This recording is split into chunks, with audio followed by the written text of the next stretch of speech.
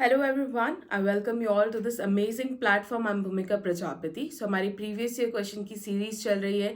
हम SSC CGL CHSL and जो भी वनडे एग्जाम्स में पूछे गए क्वेश्चंस है उन्हें one by one topic by topic discuss करें, राइट. सो आज का जो हमारा टॉपिक है वो बुद्धिज्म के ऊपर है. तो बुद्धिज्म से रिलेटेड जितने भी क्वेश्चंस पूछे गए एग्जाम में सभी को कंपाइल किया गया है. सभी इंपॉर्टेंट क्वेश्चन यहाँ पे कवर किए गए हैं. So without waste any time हमारा आज का लेक्चर हम लोग स्टार्ट करते हैं. चलिए, मेक श्योर कि लेक्चर को एंड तक देखिएगा.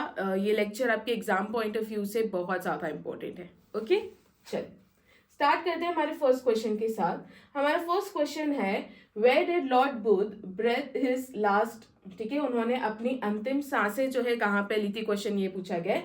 तो उन्होंने जो उनकी जब मृत्यु हुई थी उस इवेंट को जो है बुद्धिज्म में महापरिनिर्वाण कहा जाता है. एक चीज तो आप लोग यहाँ से क्या याद रख लेंगे, ये कर लेंगे. ठीक है, कि बुद्धिज्म में गौतम बुद्ध की जब मृत्यु हुई है उस इवेंट को क्या कहा गया है, महापरिनिर्वाण कहा गया है. अब यहाँ पे पूछा है कि इनकी मृत्यु कहाँ पर हुई थी, राइट. इन्होंने अपनी अंतिम सांसें कहाँ पर ली थी, तो उन्होंने ली थी कुशीनगर में, राइट. तो इसका करेक्ट आंसर हो जाएगा ऑप्शन 4.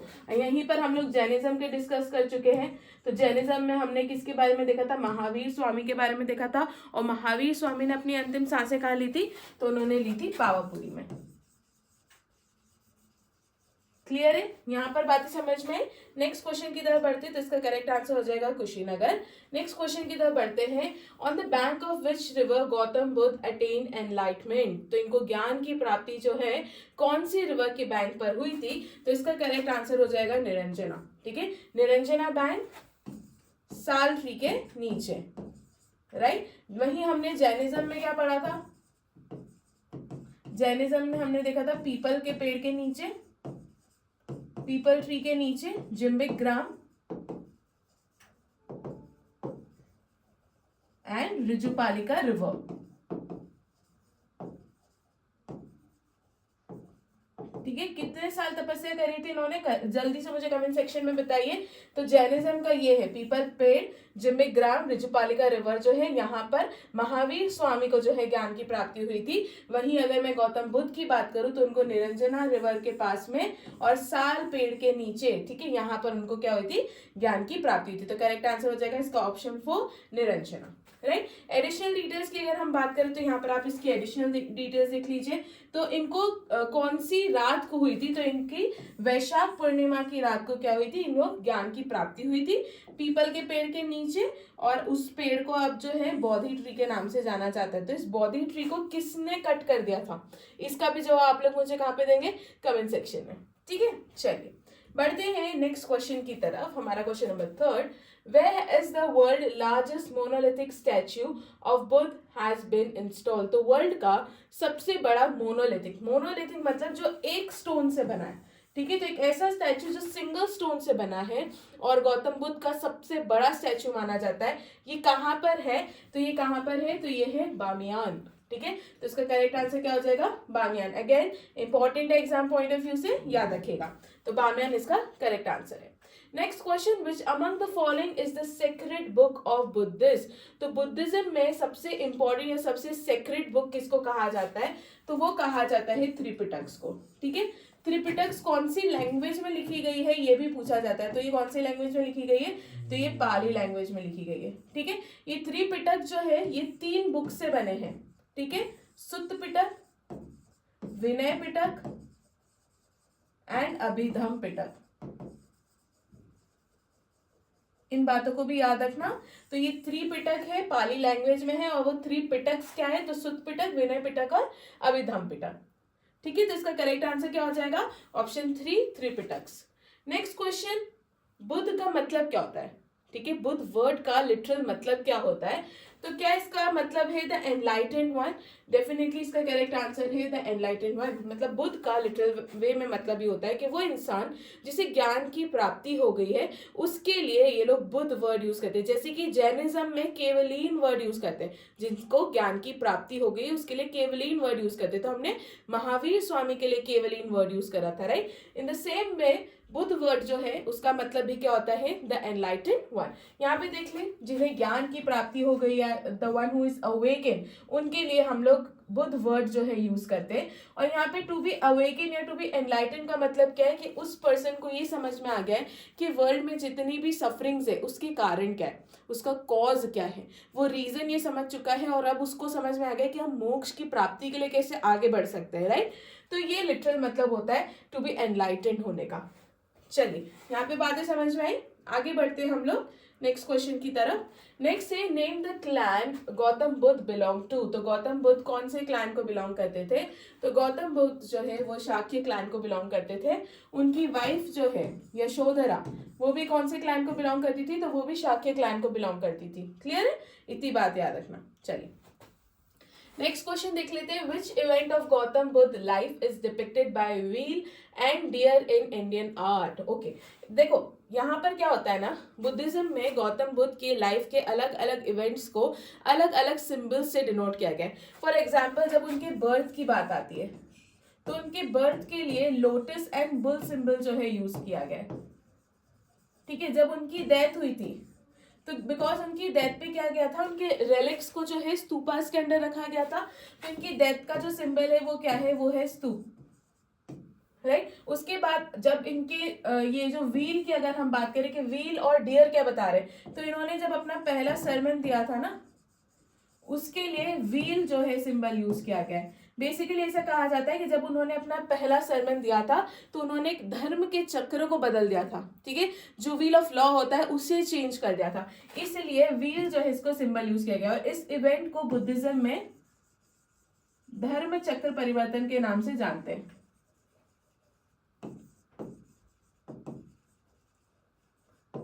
ठीक है, तो ये कुछ अलग अलग सिंबल्स है जो कि उनकी लाइफ से एसोसिएटेड है। जैसे कि जब उन्होंने घर त्यागा था तो उसके लिए क्या सिंबल यूज किया है, तो उसके लिए उन्होंने हॉर्स सिंबल यूज किया है, बिकॉज उन घोड़े पे बैठकर जो है उन्होंने अपना घर त्यागा था। तो इसके लिए बुद्धिज्म में उनके जो घर त्यागने का जो डिपार्चर था उनका घर से, उसके लिए कौन सा सिंबल यूज किया गया है, हॉर्स। ठीक है, तो इतनी बातें याद रखना। बट यहाँ पे व्हील एंड डियर की बात की गई है, तो उनकी जो पहली प्रीचिंग थी, उनका जो पहला सरमन था, उसके लिए यूज किया गया है व्हील सिंबल, जिसे धर्म चक्र परिवर्तन भी कहा जाता है। ठीक है, बातें क्लियर है यहाँ तक, तो करेक्ट आंसर हो जाएगा इनका फर्स्ट प्रीचिंग। अब यहाँ पे देख लो, आपको ये सारी चीजें देखने को मिल जाएगी। जैसे कि उनका जब जन्म हुआ था गौतम बुद्ध का, ये चीज वैसे मैं आप लोगों को बता चुकी हूँ, जब उनका जन्म हुआ था, बर्थ लिखा है ना, अगर ये पिक्चर क्लियर ना हो तो उसके लिए लोटस सिंबल यूज किया गया है। ठीक है, ग्रेट डिपार्चर जब उन्होंने घर त्यागा था उसके लिए कौन सा सिंबल है, तो उसके लिए हॉर्स सिंबल यूज कर रखा है। एनलाइटनमेंट, ठीक है, जब उनको ज्ञान की प्राप्ति हुई थी तो एनलाइटनमेंट के लिए कौन सा सिंबल ये लोग यूज कर रहे हैं, बोधि ट्री, बिकॉज इसी पेड़ के नीचे उनको ज्ञान की प्राप्ति हुई थी। फर्स्ट सरमन तो वो अभी हम लोग देख लिए, उसके लिए कौन सा सिंबल यूज कर रहे हैं, व्हील। और उसके बाद महापरिनिर्वाण, बेसिकली जिस तरीके से हम लोग जब उन्होंने उनका पहला सरमन दिया था, इसको हम क्या बोलते हैं, धर्मचक्र परिवर्तन के नाम से जानते हैं। सिमिलरली उनकी जो मृत्यु है उसको बुद्धिज्म में महापरिनिर्वाण कहा जाता है। ठीक है, तो उसके लिए क्या है, कौन सा सिंबल यूज कर रहे हैं ये लोग, तो स्तूपास यूज कर रहे हैं, बिकॉज यहीं पर गौतम बुद्ध के क्या रखे गए हैं, रेलिक्स रखे गए हैं। ठीक है, क्लियर है यहाँ तक बातें। चलिए बढ़ते हमारे नेक्स्ट क्वेश्चन की तरफ। हमारा नेक्स्ट क्वेश्चन है lotus and bull symbol represent which event of Buddha's life. ठीक है, जो लोटस और जो बुल सिंबल है वो गौतम बुद्ध की लाइफ के कौन से इवेंट को रिप्रेजेंट करते हैं, हम लोग अभी देख चुके हैं। वो गौतम बुद्ध की लाइफ के बर्थ के इवेंट को क्या करते हैं, रिप्रेजेंट करते हैं। महापरिनिर्वाण जो कि उनकी मृत्यु को कहा जाता है, इसमें कौन सा सिंबल यूज किया गया है, तो इसमें स्तूपास यूज करेंगे, तो याद रखिएगा। ठीक है, और फर्स्ट प्रीचिंग में क्या है, तो फर्स्ट प्रीचिंग में व्हील है। चलिए नेक्स्ट क्वेश्चन की तरफ आगे बढ़ते हैं। हमारा नेक्स्ट क्वेश्चन हो जाएगा, नेक्स्ट क्वेश्चन से पहले ये सारी डिटेल्स आपको यहाँ पर देखने को मिल जाएगी। वहां पे शायद पिक्चर क्लियर नहीं थी, यहाँ पे मैंने टेबल ऐड कर दी। ठीक है, फिर से देख लो, birth, lotus and bull, Bodhi tree के नीचे ज्ञान की प्राप्ति हुई थी, हॉर्स पे उन्होंने अपना घर छोड़ा था, हॉर्स पे बैठकर। व्हील की बात करें तो पहला उनका सरमन था, जिसे हम धर्म चक्र परिवर्तन भी कहते हैं। और स्तूपास जो है इनकी दैट इज महापरिनिर्वाण के बारे में बताता है। ठीक है। ऑल्सो देख लीजिए हमने हिस्ट्री कोर्स जो है लॉन्च करा है, जिसमें मैं आप लोगों को हिस्ट्री पढ़ाने वाली हूँ। तो हम ancient, medieval and modern history सब कवर करेंगे। और ये जो कोर्स है ये आपकी जितने भी वनडे एग्जाम्स है, आप यूपीएससी ले लो उसका फाउंडेशन, स्टेट पीएससी ले लो, एसएससी हो गया, बैंक, रेलवे, डिफेंस, सभी एग्जाम के लिए ये कोर्स जो है मोर देन सफिशिएंट रहेगा, राइट। सो मेक श्योर आप पूजा जैन क्लासेस एप्लीकेशन डाउनलोड करेंगे फ्रॉम प्ले स्टोर, और प्ले स्टोर से डाउनलोड करने के बाद आप क्या करेंगे, इस कोर्स का डेमो लेक्चर हम लोगों ने अटैच कर रखा है, एक बार वो डेमो लेक्चर जाके जरूर देखिएगा, ठीक है, जिसके बेसिस पर आप डिसाइड कर सकते हैं कि क्या आपको वो कोर्स परचेस करना चाहिए या नहीं। ओके, चलिए देख लेते हैं अक्टूबर मंथली मैगजीन, ये भी आ चुकी है, आप इसे भी परचेस कर सकते हैं। एंड एसएससी की पीवाईक्यू ई बुक, ठीक है, वेरी वेरी वेरी इंपॉर्टेंट, इसे भी आप प्ले स्टोर से डाउनलोड करें, पूजा जैन क्लासेस है वहां से परचेस कर सकते हैं। इसे 69 रुपीज की है। द बेस्ट पार्ट है कि आपको सभी सब्जेक्ट्स के प्रीवियस ईयर क्वेश्चंस एक जगह कंपाइल देखने को मिल जाएंगे, राइट। तो ये क्या करेगा, ये आपकी प्रिपरेशन को और भी ज्यादा बूस्ट करेगा, बिकॉज बिना पीवाईक्यू के प्रिपरेशन स्टार्ट करना एक बहुत बड़ी स्टुपिडिटी होती है। यू नीड टू अंडरस्टैंड कि what kind of questions are asked in exams, right. तो पहले उस कंसेप्ट को समझिए और फिर प्रिपरेशन को स्टार्ट कीजिए, राइट। ओके, चलिए बढ़ते हैं हमारे नेक्स्ट क्वेश्चन की तरफ। नेक्स्ट क्वेश्चन है हमारा, Gautam Buddha gave maximum number of sermons eight which place. Okay, ये कंफ्यूजिंग क्वेश्चन है। अगर आपसे पूछा जाए कि उन्होंने अपना पहला सर्मन कहाँ दिया था, तो वो तो उन्होंने दिया था सारनाथ में, राइट। बट क्वेश्चन यहाँ पे पूछा उन्होंने सबसे ज्यादा सरमन्स कहाँ पे दिए, तो उन्होंने सबसे ज्यादा सरमन्स दिए हैं श्रावस्ती में। तो इसका करेक्ट आंसर क्या हो जाएगा, श्रावस्ती। तो ये कंफ्यूज करने के लिए, ठीक है, यूजुअली बच्चों को लगता है कि शायद सबसे ज्यादा सरमन्स वहीं दिए होंगे जहां उन्होंने उनका पहला सरमन दिया था। बिल्कुल ऐसी बात नहीं है। इन्होंने सबसे ज्यादा जो है सरमन्स कहाँ दिए, तो उन्होंने श्रावस्ती में दिए। तो इसका करेक्ट आंसर हो जाएगा option 3 Shravasti. Next question, the standing statue of Gautam Buddha, ये किसके पीरियड में बना है। तो ये जो स्टैंडिंग स्टैच्यू है इसे हम गांधर स्कूल ऑफ आर्ट कहते हैं। ये गांधर स्कूल ऑफ आर्ट जो है कुषाण पीरियड में, कनिष्क के टाइम पर काफी ज्यादा डेवलप हुआ था। तो गौतम बुद्ध की स्टैंडिंग स्टैच्यू किस पीरियड में बनी है, तो बनी है कुषाण पीरियड में। तो ये चीज भी आप लोग याद रखिएगा, करेक्ट आंसर हो जाएगा इसका कुषाण पीरियड। और कुषाण पीरियड में भी कनिष्क जब रूल कर रहे थे उनके टाइम पर पर्टिकुलरली ये स्कूल ऑफ आर्ट क्या हुआ था, काफी ज्यादा डेवलप हुआ था। यहाँ पर देख लीजिए, the Gandhara school of art flourished in India Kushan period में, ठीक है। पर्टिकुलरली अगर मैं बात करूं तो कनिष्क जब रूल कर रहे थे तब जो है ये काफी ज्यादा डेवलप हुआ था। Kushan period was a great pattern of art and architecture and it was during his rain जब गांधर स्कूल ऑफ आर्ट काफी ज्यादा फ्लरिश हुआ था। ऑल्सो रिमेंबर, जब हम कनिष्क की बात करते तो कनिष्क के टाइम पर ही 4th बुद्धिस्ट काउंसिल भी हुई थी। इस चीज को भी आप लोग क्या करेंगे, याद रखेंगे, राइट। कहां पर हुई थी, तो ये कश्मीर में हुई थी, ये 1st सेंचुरी एडी में हुई थी। ये चीज भी आप लोग याद रखना। चलिए बढ़ते हैं नेक्स्ट क्वेश्चन की तरफ। आई होप यहां तक सारी बातें आप लोगों को समझ में आई होगी। अब देख लेते हैं हमारा next question, match the following, ठीक है। अब यहाँ पर कुछ टर्म्स दे रखे, यहाँ पर कुछ एक्सप्लेनेशन दे रखे। अब आपको इन टर्म्स को उन एक्सप्लेनेशन से क्या करना है, मैच करना है। सबसे पहले कहा है अभिधम पिटक। अभिधम पिटक बेसिकली गौतम बुद्ध की जितनी भी रिलीजियस टीचिंग्स थी ना उसका कंपाइलेशन था। तो इसका की टर्म क्या है, तो रिलीजियस टीचिंग्स, ठीक है। तो रिलीजियस टीचिंग्स ढूंढ लीजिए कहां पर आपको देखने को मिल रहा है एक्सप्लेनेशन में, तो ये रहा लास्ट ऑप्शन। तो गौतम बुद्ध की जितनी भी रिलीजियस टीचिंग्स थी वो हमें कहां पर देखने को मिलती है, अभिधम पिटक में। तो इसका करेक्ट आंसर हो जाएगा ऑप्शन डी। इसके बाद सुत्त पिटक कहा गया। सुत्त पिटक में जितनी भी डॉक्ट्राइन्स है, जो भी एथिक्स है गौतम बुद्ध के, वो सारी चीजें, वो सारे मैटर्स हमें देखने को मिलते हैं। तो इसका कीवर्ड है डॉक्ट्राइन्स। बुद्धिज्म के जो भी डॉक्ट्राइन्स है, बुद्धा की जो भी बातें हैं, जो भी सेइंग है, वो सारी चीजें जो है हमें देखने को मिलती है। तो मैटर्स ऑफ डॉक्ट्राइन ये रहा। तो इसका करेक्ट क्या हो जाएगा, option A, right. Vinaya Pitaka की बात करें तो विनय पिटक ये रूल्स है, ठीक है। जो भी मॉन्क्स वहां पे काम करते थे उनके लिए एक रूल बुक हुआ करती थी। तो विनय पिटक क्या है, ये रूल्स है, तो रूल्स ऑफ मॉन्क ऑर्डर ये रहा, मोनेस्टिक कोड्स भी इसे कहा जाता है, तो इसका हो जाएगा बी। इसके बाद महासंघिका की बात करें तो महासंघिका में जो भी कम्युनिटी के मेंबर्स थे, मेंबर्स ऑफ ग्रेट कम्युनिटी, वो महासंघिका, महासंघ से समझ में आ रहा है, संघ मतलब कम्युनिटी और ग्रेट कम्युनिटी, महा मतलब ग्रेट कम्युनिटी, तो ग्रेट कम्युनिटी के मेंबर्स महासंघिका हो जाएगा। क्लियर है? तो यहाँ पर बातें समझ में आई। बढ़ते हैं नेक्स्ट क्वेश्चन की तरफ। यहाँ पर जो है आपको आंसर देखने को मिल जाएगा। क्वेश्चन बढ़ने से पहले यहाँ पर जो एडिशनल डिटेल दे रखी है ये आप लोगों के लिए बहुत इंपॉर्टेंट है। आप मतलब तो समझ गए, बट कौन सी बुक किसने कंपाइल करी थी वो भी इंपॉर्टेंट है। सुत पिटक की अगर हम बात करें तो आनंद ने कंपाइल करी थी, आनंदा ने। विनय पिटक की बात करें तो उपाली ने कंपाइल करी थी, और अभिधम पिटक की अगर हम बात करें तो मोगली पुत्र टिस ने इसको क्या करा था, कंपाइल करा था। ओके, चल याद रखना, सुत पिटक हो गया हमारा आनंदा, विनय पिटक उपाली हो गया, और अभिधम पिटक जो है वो हो गए मोगलीपुत्र टिस। चल next question, who was the author of Buddha चरित्र? बुद्ध चरित्र बुक जो है इसके ऑथर कौन है? तो इसका करेक्ट आंसर है अश्वघोष। अश्वघोष बुद्ध चरित्र बुक के क्या है, ऑथर है। याद रखेंगे आप लोग, तो इसका करेक्ट आंसर क्या हो जाएगा, अश्वघोष। बढ़ते हैं नेक्स्ट क्वेश्चन की तरफ। Gautam Buddha wife Yashodhara, she belong to which clan? तो गौतम बुद्ध की जो वाइफ है यशोधरा एंड जो गौतम बुद्ध है वो दोनों सेम क्लैन से बिलोंग करते थे, तो दोनों ही शाक्य क्लैन को बिलोंग करते थे, तो इसका करेक्ट आंसर हो जाएगा 1, Shakya clan. At what age Buddha did Gautam Buddha left his home to live a life of ascetic? ठीक है, जिसे ग्रेट डिपार्चर भी कहा जाता है और उसे महाअभिनिष्क्रमण के नाम से भी जाना जाता है। तो अभी तक हम लोग क्या देख लिए, धर्म चक्र परिवर्तन,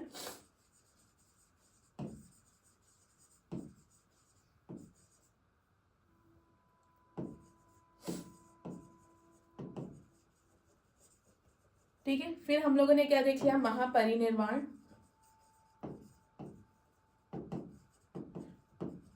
निर्वाण से समझो, निर्वाण मतलब मोक्ष की प्राप्ति हो गई है। मोक्ष की प्राप्ति हमें जब हमारी मृत्यु होती है ना तभी होती है, राइट?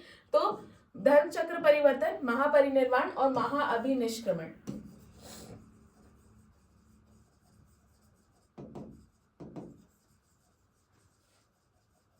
ठीक है, तो महाअभिनिष्क्रमण जो है जब उन्होंने घर छोड़ा था, जब उन्होंने घर त्यागा था, जिसे ग्रेट डिपार्चर भी कहा जाता है, उस इवेंट को कहा जाता है बुद्धिज्म में। ठीक है, धर्म चक्र परिवर्तन जब इन्होंने अपना पहला सरमन दिया था उसे कहा जाता है बुद्धिज्म में। धर्म चक्र परिवर्तन का के लिए यूज किया गया, जो उन्होंने अपना पहला सरमन दिया था उसके लिए, और महापरिनिर्वाण जब उनकी मृत्यु हुई थी उसके लिए इस टर्म को यूज किया गया। तो ये अलग अलग टर्म्स है, वर्ड्स है, जो कि बुद्धिज्म में, बुद्धिज्म के अलग अलग, गौतम बुद्ध के अलग अलग इवेंट्स को रिप्रेजेंट करने के लिए यूज किए जाते हैं। तो महाअभिनिष्क्रमण, ग्रेट डिपार्चर, फर्स्ट सरमन, धर्म चक्र परिवर्तन, और जब उनकी मृत्यु हुई थी उसे महापरिनिर्वाण कहा जाता है। ठीक है, यहाँ तक बातें क्लियर है। अब यहाँ पर उन्होंने घर कब छोड़ा था, वो कितने साल के थे? तो ही वॉज 29 years old। ठीक है, वहीं जब हम महावीर स्वामी की बात करते हैं तो वो 30 साल के थे। ठीक है, तो ये भी चीज आप लोग याद रखना, ये एजेस क्या होती है ना महावीर स्वामी और गौतम बुद्ध की कंफ्यूजिंग होती है, तो इसलिए साइड बाय साइड पढ़ते चलिए। तो करेक्ट आंसर क्या हो जाएगा इसका, 29 years, that is option A. Next question, question number 16। Question 16 है, Gautam Buddha had foretold the reasons for destruction of Patliputra. Which of the following was not included among the reasons that he mentioned? तो इन्होंने पहले से ही reasons बता दिए थे कि पाटलिपुत्र का डिस्ट्रक्शन होगा, और वो reasons क्या क्या थे वो आप देख लीजिए। फायर के बारे में उन्होंने बोला था कि इंटरनल स्ट्राइफ बहुत ज्यादा रहेगा, उन्होंने कहा था कि यहाँ पे फ्लड आने की भी संभावना है। तो ये सब क्या थी, भविष्यवाणी थी जो उन्होंने करी थी। बट क्या उन्होंने अर्थक्वेक के बारे में बोला था? बिल्कुल नहीं, उन्होंने अर्थक्वेक का जिक्र नहीं करा था, तो इसका करेक्ट आंसर हो जाएगा ऑप्शन 3, अर्थक्वेक। नेक्स्ट क्वेश्चन देख लेते हैं। नेक्स्ट क्वेश्चन है हमारा, why was Buddhism originated? Buddhism का ओरिजिन क्यों हुआ था? तो बुद्धिज्म के ओरिजिन के अलग अलग रीजन है। जैसे कि हमने देखा है कि वैदिक सिविलाइजेशन के टाइम पर जो भी वैदिक रिचुअल्स थे वो क्या हो गए थे, काफी ज्यादा कॉम्प्लेक्स और काफी ज्यादा रिजिड हो गए थे। तो ये एक रीजन था बुद्धिज्म के ओरिजिन का, बिल्कुल करेक्ट है। कास्ट सिस्टम काफी ज्यादा रिजिड हो गई थी, वर्ण सिस्टम काफी ज्यादा रिजिड हो गई थी, ये भी एक रीजन था बुद्धिज्म के आने का। ब्राह्मणों की सुप्रीमेसी, ठीक है, बहुत ज्यादा बढ़ गई थी, ये भी एक रीजन था। और इनइक्वालिटी मैन एंड वुमेन में ये भी बहुत ज्यादा देखने को मिल रही थी उस टाइम पीरियड पर, तो ये भी एक रीजन था। तो कहा जाता है कि ये सारे वो रीजन है जिस कारण से बुद्धिज्म एंड जैनिज्म दोनों का ओरिजिन हुआ था। क्लियर है बातें? तो इसका करेक्ट आंसर हो जाएगा option D, all of the above. Okay, next question की तरफ आगे बढ़ते हैं हम। हमारा नेक्स्ट क्वेश्चन है, where did Gautam Buddha delivered his first sermon, जिसे हम धर्म चक्र परिवर्तन कहते हैं। तो मैं आपको स्टार्टिंग में बता दूं, तो पहला sermon Sarnath, maximum sermon Shravasti. Okay, चलिए नेक्स्ट क्वेश्चन की तरफ आगे बढ़ते हैं। नेक्स्ट क्वेश्चन है हमारा क्वेश्चन नंबर 19। क्वेश्चन नंबर 19 है, the third vehicle in Buddhism was known as. तो बुद्धिज्म में जो थर्ड व्हीकल है उसे क्या कहा जाता है, तो उसे वज्रयान कहा गया है। तो बुद्धिज्म में ना बेसिकली 3 व्हीकल्स देखने को मिलते हैं। एक है लेसर व्हीकल, लेसर व्हीकल हम किसको कहते हैं, तो हीनयान को कहते हैं, ठीक है। फिर है ग्रेटर व्हीकल, ग्रेटर व्हीकल हम लोगों ने महायान के लिए यूज करा है, ठीक है। और जो हमारा थर्ड व्हीकल है वो है वज्रयान। तो ये 3 व्हीकल्स जो है, ये 3 आपको पार्ट्स देखने को मिलेंगे, 3 डिविजन्स है जो आपको बुद्धिज्म में देखने को मिलते हैं। Laser vehicle Hinayana, greater vehicle Mahayana और फिर वज्रयान होता है। क्लियर है? चलिए, तो इसका करेक्ट आंसर, इसका थर्ड व्हीकल क्या है, तो वो है वज्रयान। यहाँ पर आपको एडिशनल डिटेल्स देखने को मिल जाएगी। हीनयान जो है इसे थेरावड़ा के नाम से भी जाना जाता है। तो थेरावदा, महायान और वज्रयान ये 3 व्हीकल्स है बुद्धिज्म की, याद रखना। मैं जब वज्रयान की बात करती हूँ तो वज्रयान कॉम्प्लेक्स फिलोसॉफिकल और रिचुअल सिस्टम के ऊपर बेस्ड है, और ये एक रास्ता बताता है। डेफिनेटली हर व्हीकल जो है रास्ता बताती है कि किस तरीके से आप लोग मोक्ष की तरफ आगे बढ़ सकते हैं। इसमें आपको बस आप ये याद रखना कि जो वज्रयान है उसमें आपको कॉम्प्लेक्स फिलोसॉफिकल और रिचुअल सिस्टम देखने को मिलेंगे, ठीक है। चलिए, the Gandhara school of art came into existence in. तो जो गांधर स्कूल ऑफ आर्ट है ये कब एग्जिस्टेंस में आया था, तो ये आया था महायान सेक्ट के टाइम पर एग्जिस्टेंस में आया था। अभी मैंने आपको स्टार्टिंग में बताया कि ये सबसे ज्यादा फ्लरिश जो है, ये कब सबसे ज्यादा फ्लरिश हुआ था, तो ये सबसे ज्यादा फ्लरिश हुआ था जब कुषाण डायनेस्टी रूल कर रही थी तब। और कुषाण में भी जब कनिष्क का रूल चल रहा था तब सबसे ज्यादा जो है गांधर स्कूल ऑफ आर्ट क्या हुआ था, फ्लरिश हुआ था। तो करेक्ट आंसर हो जाएगा इसका महायान सेक्ट। इसके अलावा यहाँ पर कुछ एडिशनल डिटेल्स देख लीजिए। बेसिकली अलग अलग जो है मुद्राज है गौतम बुद्ध की यहाँ पर गांधर आर्ट में आपको देखने को मिलती है, जैसे कि अभय मुद्रा देखने को मिल जाएगी, ध्यान मुद्रा, धर्म चक्र मुद्रा, भूमि स्पर्श मुद्रा। तो ये क्या है, अलग अलग मुद्राएं जो है गौतम बुद्ध को अलग अलग मुद्राओं में बताया गया है, इनके टाइम की जो भी स्टैच्यूज थी उनमें। क्लियर? चलिए नेक्स्ट क्वेश्चन की तरफ बढ़ते हैं। Which one of the following is not included in the 8 fold path in Buddhism. तो ये जो 8 फोल्ड पाथ है इसी को हम लोग अष्टांगिक मार्ग कहते हैं, ठीक है। क्या कहते हैं? अष्टांगिक मार्ग, जिसमें 8 रास्ते बताए गए हैं जिनको फॉलो करके आप लोग क्या कर सकते हैं, मोक्ष की प्राप्ति कर सकते हैं। तो इसमें पूछे कि इसमें से ये इन 4 ऑप्शन में से कौन सा बुद्धिज्म के 8 फोल्ड पाथ में इंक्लूडेड नहीं है। तो उन्होंने कहा है राइट स्पीच, हमेशा सही बोलो। राइट डिटर्मिनेशन, आपका डिटर्मिनेशन है वो सही होना चाहिए। राइट डिजायर, तो क्या बुद्धिज्म ने कभी भी डिजायर की बात की है? उन्होंने तो हमेशा डिजायर को त्यागने को बोला है, राइट। तो राइट डिजायर इसका करेक्ट आंसर हो जाएगा। राइट डिजायर हमारे 8 फोल्ड पाथ में इंक्लूडेड नहीं है, तो करेक्ट आंसर क्या हो जाएगा? Right Dzire. अब यहाँ पर देख लीजिए हमारा 8 फोल्ड पाथ जो है, हमारा जो अष्टांगिक मार्ग है वो क्या है। इसकी ट्रिक है SDO मेला में, ठीक है, SDO मेले में, ठीक है। तो S जो है वो स्पीच के लिए है, D जो है वो डिटर्मिनेशन के लिए है, O हम ऑब्जर्वेशन से याद करेंगे, M से मेडिटेशन आ जाएंगे, E से एक्सरसाइज आ जाएंगे, L से लाइवलीहुड, A से एक्शन, और में जो है यहाँ से हम मेमोरी को याद रखेंगे, ठीक है। सो मेमोरी और मेडिटेशन दोनों ही वर्ड्स आप लोग याद रख लीजिएगा।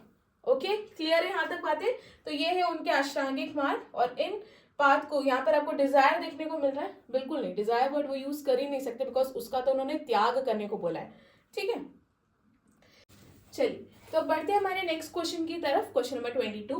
इसमें कहा गया है दिग् निकाय। दिग् निकाय क्या है? गौतम बुद्ध की जितने भी डायलॉग्स है उनका कलेक्शन आपको देखने को मिलता है। तो यहाँ पर गौतम बुद्ध के सभी डायलॉग्स का कलेक्शन देखने को मिलता है, that is absolutely correct. Dipavamsa की बात करें तो ये श्रीलंकन रिकॉर्ड्स है। दीपवमसा एंड महावंसा दोनों ही श्रीलंकन रिकॉर्ड्स है या सिलोनिक्स टेक्स्ट आप इसे कह सकते हो। तो दीपवमसा के बारे में भी करेक्ट बताया गया है। जातक स्टोरीज की बात करें तो यहाँ पर गौतम बुद्ध के प्रीवियस बर्थ की इंफॉर्मेशन हमें देखने को मिलती है, ये बात भी बिल्कुल करेक्ट है। तो यहाँ पर क्या है 1, 2 एंड 3 तीनों ही स्टेटमेंट्स करेक्ट है, तो ऑल ऑफ द अबव इसका क्या हो जाएगा? करेक्ट आंसर हो जाएगा। नेक्स्ट क्वेश्चन की तरफ आगे बढ़ते हैं। नेक्स्ट क्वेश्चन है which among the following Buddhist literature tells about the dialect between Milinda and Nagasena. ठीक है, मियांडर और नागसेन के बीच में जो डायलॉग हुआ था उसकी इंफॉर्मेशन हमें मिलिंद पनहूर बुक से मिलती है, तो ये चीज भी याद रखना। तो यहाँ पर हमको मियांडर एंड नागसेन इनके बीच में जो भी डायलॉग्स हुए थे उसकी इंफॉर्मेशन देखने को मिलती है। क्लियर है यहाँ तक बातें? चलिए नेक्स्ट क्वेश्चन की तरफ आगे बढ़ते हैं। नेक्स्ट क्वेश्चन है विशुद्धि मार्ग, ये एक बुद्धिस्ट लिटरेचर है, ये किसने लिखा है? तो विशुद्धि मार्ग बुद्धिस्ट लिटरेचर बुद्ध घोष ने लिखा है, तो इसका करेक्ट आंसर हो जाएगा ऑप्शन ए बुद्ध घोष, इन्होंने विशुद्धि मार्ग बुक लिखी है। The first Buddhist council was held in which of the following site, तो जो पहली बुद्धिस्ट काउंसिल है ये हुई थी राजगृह में। ये कब हुई थी? तो 483 BC में हुई थी। किसके टाइम पर हुई थी? ठीक है, तो ये हुई थी अजातशत्रु के टाइम पर, और कहां पर हुई थी? तो राजगृह में हुई थी। ठीक है, तो इतनी बातें आप लोग याद रखेगा। अब हम क्विकली जो है एक बार जो हमारी चारों काउंसिल है उसके बारे में देख लेते हैं। फर्स्ट काउंसिल अजातशत्रु राजगृह, महाकश्यप इसके चेयरमैन थे, 483 BC में हुई थी। उसके 100 साल बाद 383 BC में हमारी सेकंड बुद्धिस्ट काउंसिल हुई थी, सप्तगामी जो है इसके चेयरमैन थे, वैशाली में हुई थी, काल अशोक के टाइम पर हुई थी, सेकंड बुद्धिस्ट काउंसिल थी। Third Buddhist council Ashoka Pataliputra Moggaliputta Tissa जो है इसके चेयरमैन थे, और ये 250 BC में हुई थी। लास्ट दैट इज हमारी फोर्थ बुद्धिस्ट काउंसिल कनिष्क के टाइम पर हुई थी, 72 AD में हुई थी, वासुमित्र चेयरमैन थे और कश्मीर में ये हुई थी। नेक्स्ट क्वेश्चन देख लेते हैं। Which of the following serve as the first evidence that Gautam Buddha was born in Lumbini, तो गौतम बुद्ध का जन्म लुम्बिनी में हुआ था।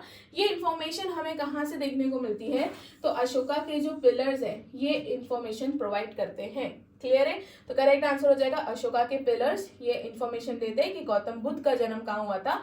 लुम्बिनी में हुआ था। फिर निग्रोधर्म याद रखना, निग्रोधर्म जो है ये एक बुद्धिस्ट मोनेस्ट्री है, इसको भी याद रखना, कपिल वस्तु के पास में है। ऐसा कहा जाता है कि गौतम बुद्ध जब भी लुम्बिनी विजिट करते थे या कपिल वस्तु वाला जो रीजन विजिट करते थे तो वो इसी बुद्धिस्ट मोनेस्ट्री में क्या करते थे? स्टे करते थे। ओके, चलिए next question, which of the following physician was contemporary of Gautam Buddha, तो कौन से फिजिशियन गौतम बुद्ध के कंटेम्प्रेरी थे? वेरी इंपॉर्टेंट, इट वाज जीवक। ठीक है, इसका करेक्ट आंसर क्या हो जाएगा? जीवक जो है गौतम बुद्ध के कंटेम्प्रेरी थे। और ये किसकी रॉयल फिजिशियन थे? इसका जवाब आप लोग मुझे क्विकली कहाँ देंगे? कमेंट सेक्शन में। चलिए नेक्स्ट क्वेश्चन, गौर खत्री कॉम्प्लेक्स ये फेमस है उसके डिस्प्ले के लिए। किस चीज के डिस्प्ले के लिए? तो यहाँ पर गौतम बुद्ध का एक बैगिंग बोल है उसको डिस्प्ले में रखा गया है। तो ये जो बैगिंग बोल का डिस्प्ले है ये गौर खत्री कॉम्प्लेक्स जो है ये कौन सी कंट्री में है? क्वेश्चन ये पूछा गया है, तो इट इज पाकिस्तान। ठीक है, पाकिस्तान में जो ये गौर खत्री कॉम्प्लेक्स है, इस कॉम्प्लेक्स में क्या डिस्प्ले किया गया है? तो गौतम बुद्ध का जो बैगिंग बॉल है उसको क्या किया गया है? डिस्प्ले किया गया है। इस चीज को भी याद रखना। तो करेक्ट आंसर हो जाएगा option 2 that is Pakistan. Who among the following was the king of Magad at the time of Mahaparinirvan? That is जब गौतम बुद्ध की मृत्यु हुई थी उस समय मगध के रूलर कौन थे? तो वो थे अजातशत्रु। 483 BC में इन्होंने ही पहली बुद्धिस्ट काउंसिल क्या करी थी? हेल्ड करी थी। क्लियर है, इसी के साथ आ जाता है हमारा लास्ट क्वेश्चन। हमारा लास्ट क्वेश्चन आपसे पूछा गया है कि हमें हीनयान बुद्धिज्म से रिलेटेड स्टेटमेंट्स को चेक करना है। तो क्या हीनयान बुद्धिज्म का मतलब ग्रेटर वेहिकल होता है? बिल्कुल नहीं, हीनयान बुद्धिज्म का मतलब होता है लेसर वेहिकल। ठीक है, हीनयान बुद्धिज्म का क्या मतलब है? Lesser vehicle. तो ये स्टेटमेंट हमारा गलत हो जाएगा। They didn't believe in idol worship, बिल्कुल सही है। हीनयान बुद्धिज्म के लोग आइडल वर्शिप में बिलीव नहीं करते थे। वो गौतम बुद्ध को एक इंटेलेक्चुअल मानते थे, भगवान नहीं मानते थे। ये स्टेटमेंट भी करेक्ट है। और इनकी लैंग्वेज क्या थी? तो ये पाली लैंग्वेज थी। तो ये सेकंड, थर्ड एंड फोर्थ ये तीनों स्टेटमेंट करेक्ट है। फर्स्ट हमारा गलत हो जाएगा। तो second, third and fourth option B इसका क्या हो गया? करेक्ट आंसर हो गया। क्लियर? तो ये इसका करेक्ट आंसर हो गया। आगे बढ़ते हैं, हमारा क्वेश्चन ऑफ द डे आ जाएगा। क्वेश्चन ऑफ द डे का जवाब आप लोग मुझे देंगे कमेंट सेक्शन में। क्वेश्चन ऑफ द डे पूछा गया है कि त्रिपिटक कौन सी लैंग्वेज में लिखी गई है? त्रिपिटक कौन सी लैंग्वेज में लिखी गई है, इसका जवाब आप लोग मुझे कहाँ देंगे? कमेंट सेक्शन में। इसी के साथ हमारा आज का लेक्चर खत्म होता है एंड आई होप आप लोगों को सारी चीजें समझ आई होगी एंड कोई डाउट नहीं होगा। अगर आपको कोई भी डाउट है, कोई भी क्वेश्चन है, कोई भी क्वेरीज है, तो आप लोग मुझसे कमेंट सेक्शन में पूछ सकते हैं। Okay, so thank you so much, मिलते हैं नेक्स्ट लेक्चर में।